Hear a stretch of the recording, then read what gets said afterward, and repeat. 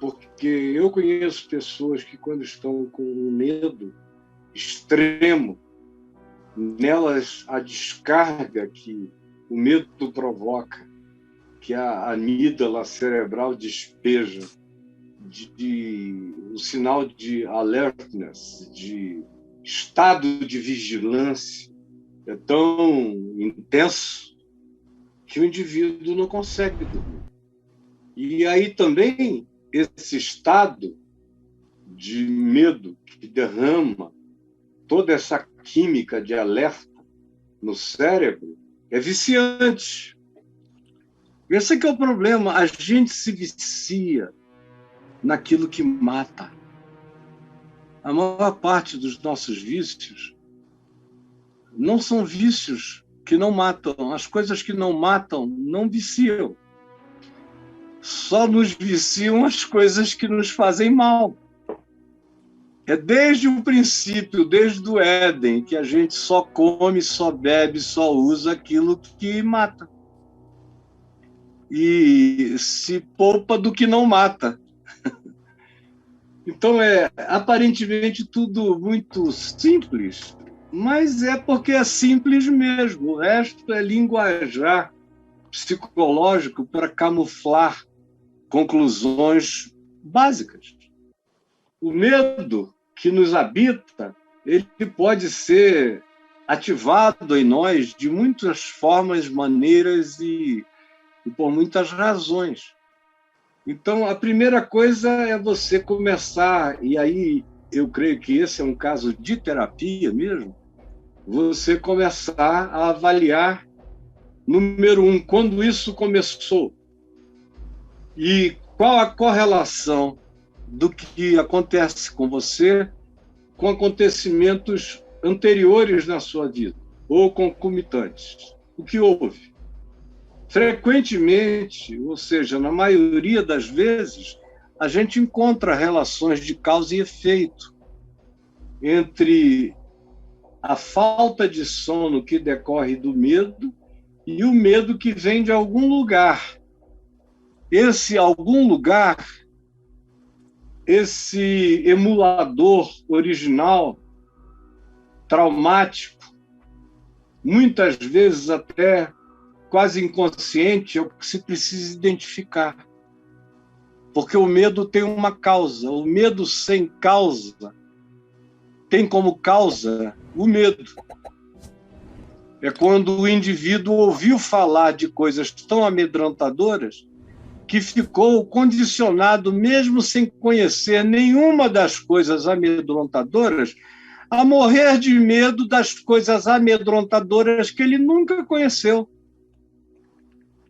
Frequentemente, os nossos piores inimigos são fantasmas.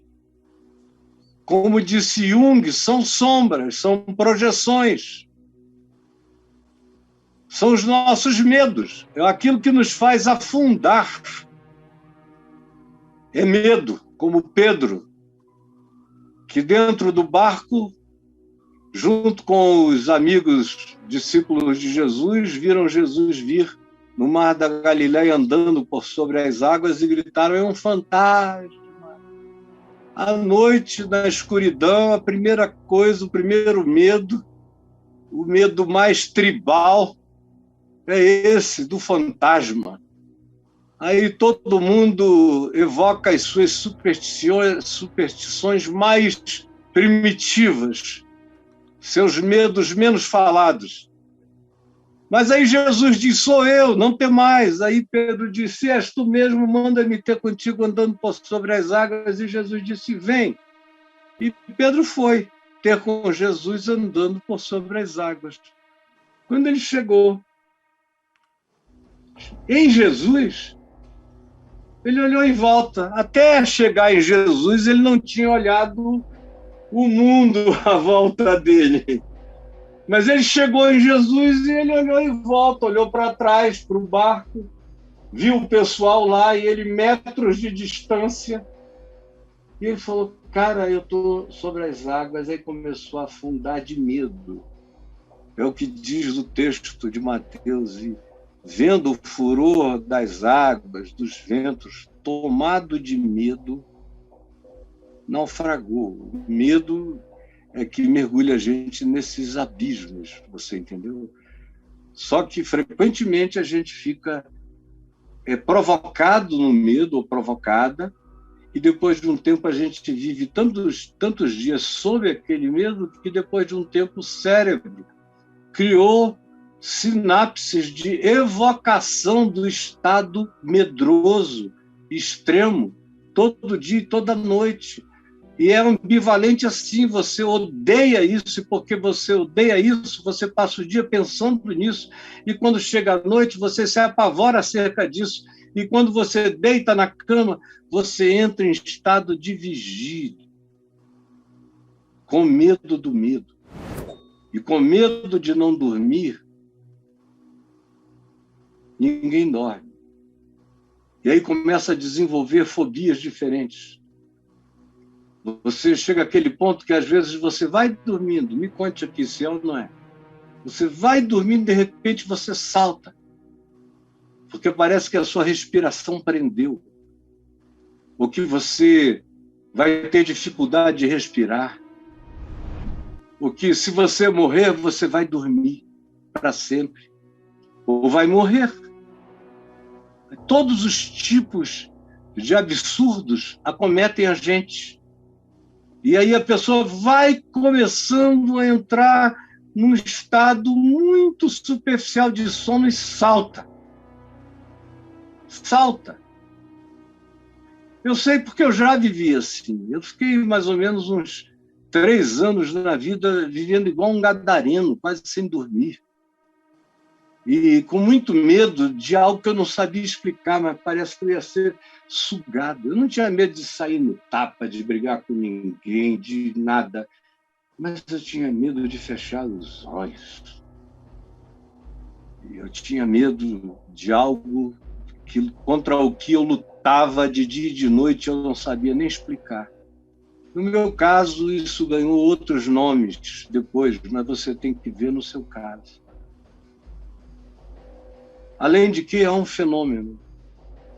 Quase todo mundo que fica muito tempo sem dormir, quando começa a entrar num estado de dormitação, se assusta, porque já não está mais acostumado a dormir. A gente se desacostuma a dormir. Eu vivi boa parte da minha vida adulta, ministerial, pregando o evangelho, rodando o mundo, a terra, pregando. Eu tinha amigos do passado que, quando alguém perguntava, você tem visto o Caio? Ele dizia, não, o Caio virou carro velho. Aí o pessoal dizia, o que é isso? E eles diziam, onde para, prega. Porque carro velho, onde para, prega. Então, eu tinha virado carro velho, brother, onde parava, pregava. Onde para, prega. Olha. Não mudou muito, não, mas só que eu estou indo de conversível. Isso. Tomando um ventinho na cara, mas onde para, prega, e se não parar, vai pregando também. Os dias ajudam você enquanto vai e falando. No entanto, eu cheguei ao prazo de dormir 3 horas e 45, 4 horas por noite, por meses, anos. No ano de 1983, eu dormi 3 horas e meia por noite, quase o ano inteiro. Nossa. Eu terminei o ano quase que ouvindo vozes. Os meus filhos falavam comigo e eu ouvia aqueles ecos de tão cansado, de tanta resposta, de tanta entrega, de tanta pregação, de tanta preparação, de tanto enquanto vai, fala, e enquanto fala, vai também, sem parar e sem poder dormir. Atendia gente até 3 da madrugada, 6 horas eu tinha que estar em pé pregando, 6h30, na primeira pregação de 8, 9, 10, 12, 13 por dia. Uma vez na Inglaterra, 15 vezes num dia. De 5 da madrugada quando eu tinha acabado de pregar para o último grupo, às 5 da madrugada, me acordaram às 6 para pregar para outro. E eu fui pregando, era um grupo de 60 mil jovens lá no Spring Harvest, na Inglaterra. E quando eu terminei de pregar naquele dia outra vez, já eram praticamente 4 horas da manhã. E é óbvio que esse estado de coisas não era todo dia, mas todo dia era o tempo todo, o dia todo, até a tarde da noite. E dormindo quase nada. E aí você se acostuma a não dormir e você não consegue mais dormir bem. Meu Deus, eu me lembro que antes de ir para a Califórnia, em 88, eu tinha que deixar gravado aqui pelo menos 6 meses de programa de televisão para rodar no Brasil em rede nacional. E eu só tinha 2 dias ou 3 para gravar 6 meses de programa. E eu entrei num estúdio de manhã cedo com Antoninho Abud, que depois se tornou bispo da Igreja Renascer em Cristo de São Paulo. No passado, nos anos 80, ele me ajudou muito e foi muito amigo meu. E muitas vezes eu sinto saudade das experiências que a gente teve juntos naquele tempo. E especialmente de um dia em Nashville, que a gente riu quase até botar os bagos para fora, lá no Tennessee, com ele, numa viagem que fizemos juntos. Mas, pois bem, o Antoninho Abud é minha testemunha. Ele estava lá, foi ele que pagou aquele estúdio bom de um outro amigo, do Sérgio. E eu fiquei aquelas horas pregando sem parar. Eles acharam que eu ia usar 2, 3 dias, mas eu comecei e não parei mais, e virei o dia inteiro, virei a noite toda pregando. Quando chegou 8, 9 horas da manhã, eu estava em pé praticamente no mesmo lugar, tinha saído dali para fazer xixi, para comer alguns pequenos pedaços de pizza, muito mais por causa dos câmeras que estavam se revezando, cansados, e do pessoal técnico, porque eu parecia que não cansava. E terminei, não em 3 dias, mas em menos de 30 horas, gravei os 6 meses de programa e fui embora para a Califórnia. Porque você se acostuma. E aí, quando chegavam as férias, eu tentava descansar e nos primeiros dias e semana me dava uma depressão enorme. Eu não sabia por quê no início. Depois, meu amigo Manfred Grellett me deu um livro sobre o que a adrenalina podia fazer na gente. Eu li aquele livro nos Estados Unidos e falei, meu Deus, eu sou um viciado doente de adrenalina. E aí, conhecendo a verdade começa a libertar quem a pratica. E eu comecei a tentar diminuir, mas eu só comecei mesmo a ficar livre desse vício do dormir picado ou do não dormir com a obrigação da paixão da Adriana. Foi a cama com a Adriana que me fez dormir. Quando a gente se conheceu e a nossa vida passou a acontecer na cama, a cama me botou para dormir, eu queria acordar, ela dizia, não, fica aqui comigo, me agarra, fica comigo, e a gente ali, ó, e dali para ali, dali para ali, e acolá, e aí dormindo e acordando. Eita. E agora eu sou normal, já tem alguns anos que eu sou normal, que eu durmo pelo menos 8 horas por noite, o que eu achava que era impossível. E agora, nessa pandemia, eu atingi o recorde de 10, 11 horas, graças à minha mulher. E hoje em dia, como eu acordo sempre antes dela e ela depois de mim, eu desço, tomo café, faço o que eu tenho que fazer e tento voltar para a cama para ficar debaixo dela um pouquinho até depois dizer: está na hora, meu amor. Foi o amor dela que me distensionou para dormir.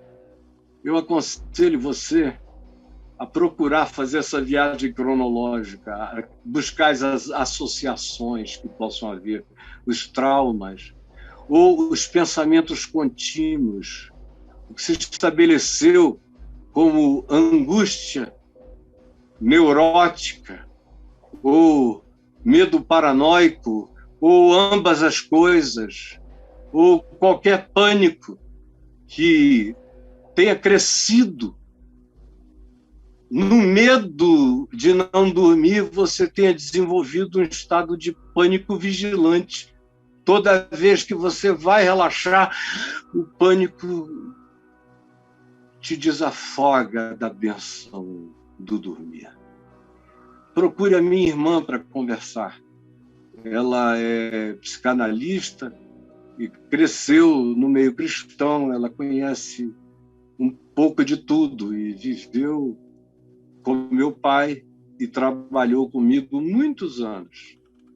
E continua, o trabalho dela, de certa forma, tem muito a ver com aquilo que é uma extensão do que eu faço no meu ministério.